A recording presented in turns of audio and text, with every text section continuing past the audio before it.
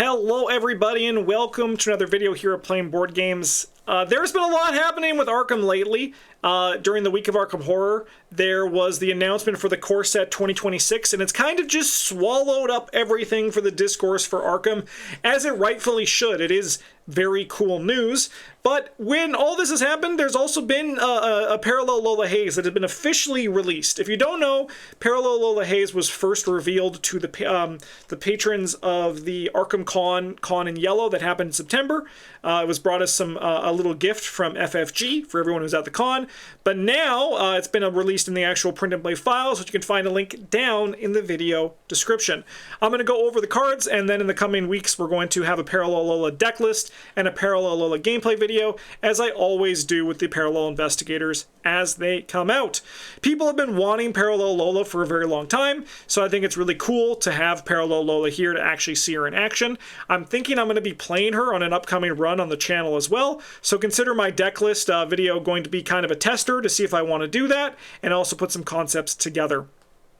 The other thing I'm very curious about with this is, if you do not know, with the new core set coming out, core set 2026, old investigators are starting to get new versions.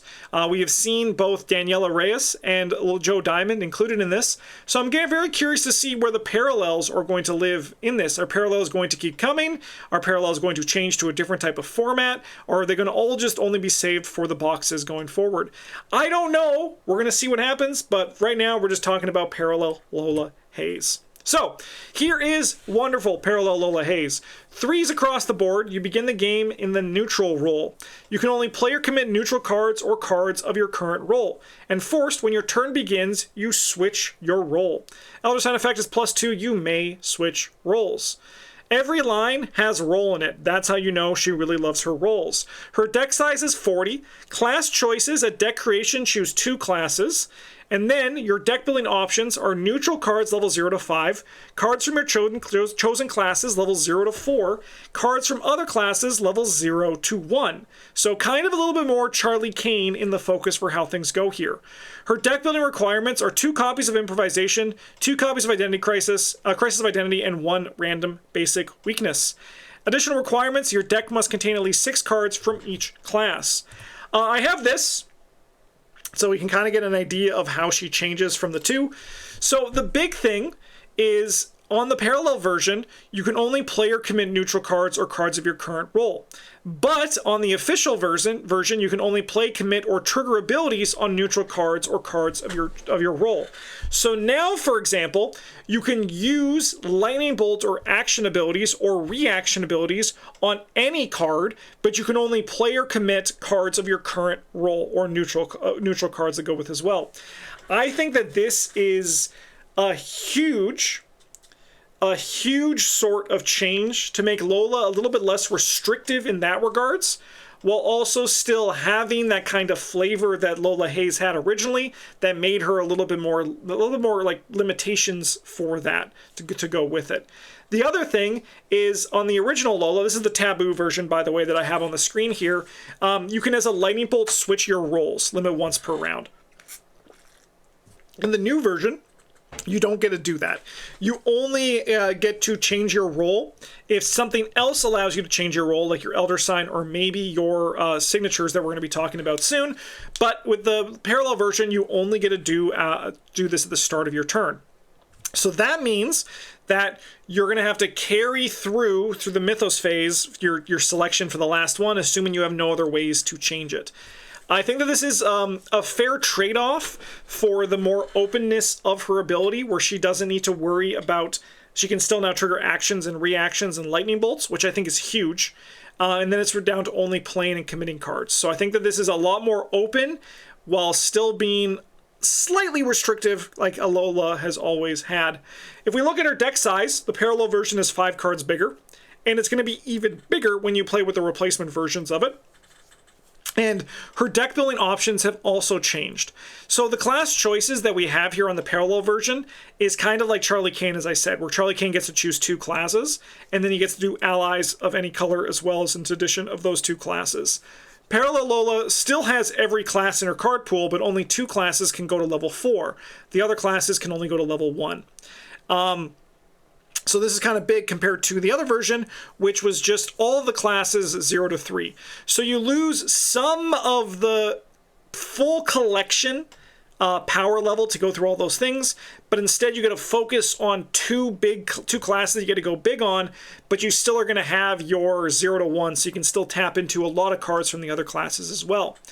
Additionally, her additional requirements are 7 cards from 3 classes in the non-parallel version, and her regular version has 6 cards from each class.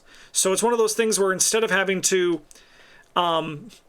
it's like the things you get the higher end, but you're going to have to require more variety in your deck, and she's ultimately going to be playing more roles. However, remember, with Parallel Investigators, you can swap the front and back between the parallel version and the original version as well. I do think she's going to see some good mixing. I think there's some fun stuff you can do here to try things out. We're going to talk about replacement cards quickly, because they might be replacement cards as opposed to advanced. So, signature cards with a replacement keyword are optional replacements for the given card.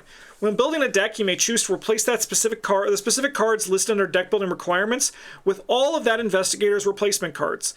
Doing so satisfies your deck building requirements, and during a campaign, this choice cannot be unmade. For example, Marta, we love Marta, is building a LOLA Hayes deck, as she loves to do. Improvisation and Crisis of Identity are listed under deck building requirements for LOLA Hayes. Marta may choose to instead replace those 4 cards with all 5 versions of Leading Lady, as well as Samuel Blake.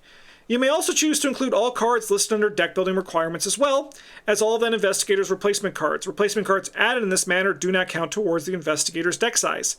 For example, Marta is again building a LOLA Hayes deck. Instead of deciding between her typical signature cards and her replacement signature cards, Marta may choose to add all 10 cards to her deck. So it's going to get pretty big. Can you imagine choosing to include all the cards? That would be pretty wild. It would be a very big deck. So, here are Lola's replacement cards. She has 1 of each of these in her signatures here. So she's going to have Leading Lady, Heroine, Mentor, Femme Fatale, Enchantress, and Final Girl. They all can only be, they're all fast, they all cost 1, they all commit for a variety of symbols, and they all are going to trigger based on a card that you play from your hand. So, Heroine. Play a card from your hand, regardless of your current role, paying its cost. If that card was a Guardian card, you may either draw 1 card or immediately take a fight action. The Mentor is if it was a Seeker card, you may either draw 1 card or immediately take an Investigate action. The Femme Fatale is if that card was Rogue, you may either draw 1 card or immediately take an Evade action. The Enchantress is if that card was Mystic, you may either draw 1 card or remove 1 Doom from a player card at your location. And then we have Final Girl. If the card was Survivor, you may either draw 1 card or heal 1 damage heal 1 damage or horror. I think that these are so much better than the original version that they had in the deck. Basically because they allow you to play cards fast at like an extra cost of 1. It's adding like a tax to it, a resource tax. And I think that the upside for these are very powerful, but even just like being able to draw a card or even just playing a card from your hand fast is really, really, really powerful. Cards that would otherwise be not fast. I really like, as what Chad is saying here, I like that they changed the colors of the dress for these. I think that's really cool. And then I also like the little flavor text change as well. I think that these are really cool signatures. And again, remember, these are replacements, so you can place them instead of her basic signatures or in addition to. Samuel Blake is the weakness that she has here. He is the Obsessive Producer. 3-cost asset, takes up the ally slot, 3 damage. LOLA Hayes deck only, replacement, Peril, Hidden. So it's going to be a Hera Hidden card in your hand. When Samuel Blake is in your hand, you cannot switch roles or play cards belonging to another role. While Samuel Blake is in play, it's just a cost for you to switch your role, you must take 1 horror. So this guy is pretty mean. This guy does kind of cause some problems and throw a wrench into your plan. It doesn't like disrupt you in the sense that you'll have you'll lose cards, but it's going to make it a lot harder for you to switch your role. So it's something you need to have in your mind when you're building your deck and you're playing your turns out as LOLA Hayes, that Samuel Blake can show up want to shake your hand, and he's not going to let go of it while he is shaking your hand. I think this is a really nice design here, and I'm very curious to see him in action. I think that new Parallel Lola, I think that like the new, like the Parallel Lola, I think is a very powerful investigator. I think she's going to impact the game really well, and I think it's going to see a notable change from regular Lola. I think regular Lola is on the lower end of power, but still like not as bad as people say at this point.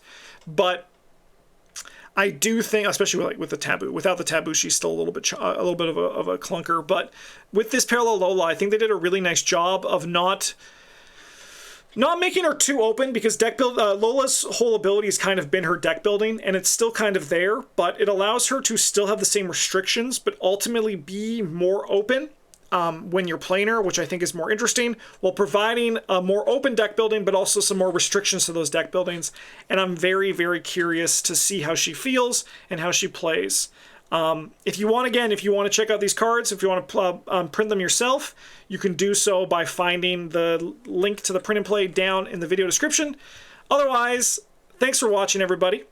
I hope you enjoyed this, and I hope you are curious to try Lola Hayes yourself. As I mentioned, I will have a gameplay video and a deck list video for her coming out on the channel in the near future.